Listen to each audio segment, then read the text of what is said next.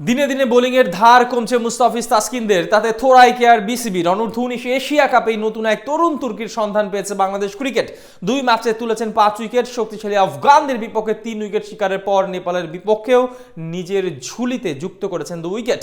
বাংলাদেশ ক্রিকেটের হাল ধরতে যাওয়া কে এই আল ফাহাদ, কি বলছে তার ক্যারিয়ার পরিসংখ্যান, পারবেন কি বাংলাদেশের পরবর্তী তাসকিন মুস্তাফিজ হতে?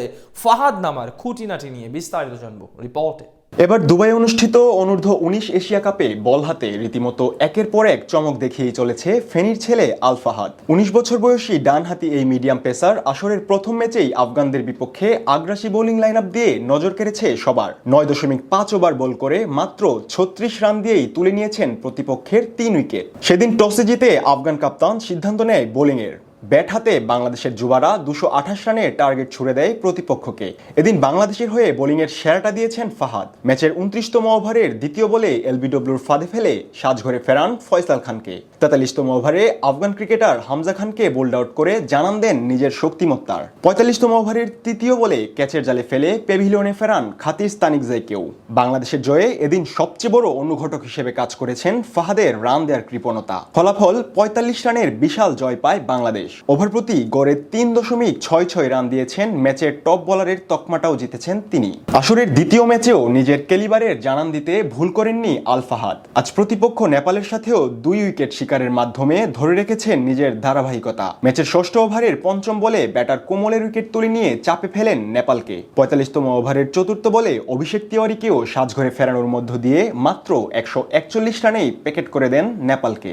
জবাবে ব্যাট করতে নেমে 128 বল হাতে রেখেই 5 উইকেটের বড় জয় পায় বাংলাদেশ। এদিনও বাংলাদেশের হয়ে মাঠে আলো ঝলমলে পারফরমেন্স দেখিয়েছেন এই বোলার। 7.4 ওভারের বোলিংয়ে দিয়েছেন মাত্র 26 রান। গড় 3.39 রান দিয়ে বাংলাদেশের ব্যাটারদের জন্য ম্যাচ জেতার কাজটা অনেকটাই সহজ করেছেন ফাহাদ, এটুকু তো বলাই চলে। টিম আবাহনীর হয়ে খেলা আল ফাহাদের এ ক্যাটাগরির ম্যাচে অভিষেকটা হয়েছিল ঢাকা প্রিমিয়ার ডিভিশন ক্রিকেট লিগে ব্রাদার্সের বিপক্ষে। ফতুল্লা ক্রিকেট স্টেডিয়ামে আবাহনীর হয়ে শিকার করেছিলেন 2 উইকেট। 7 ওভার বোলিং করে মাত্র দিয়েছেন 32 রান। 4.57 রানের গড় বোলিং বলে দিচ্ছে রান দেওয়ার ক্ষেত্রে কতটা পরিমিত এই ডান হাতে মিডিয়াম পেসার।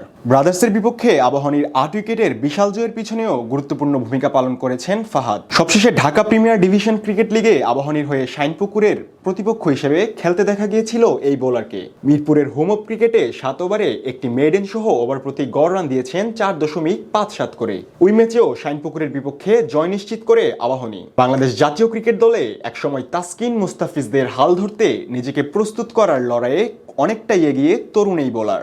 আল ফাহাদের ধারাবাহিক পারফরমেন্স বলে দেয় খেলোয়াড় হিসেবে কতটা পরিশ্রমী ও চতুর এই ডানহাতি মিডিয়াম পেসার।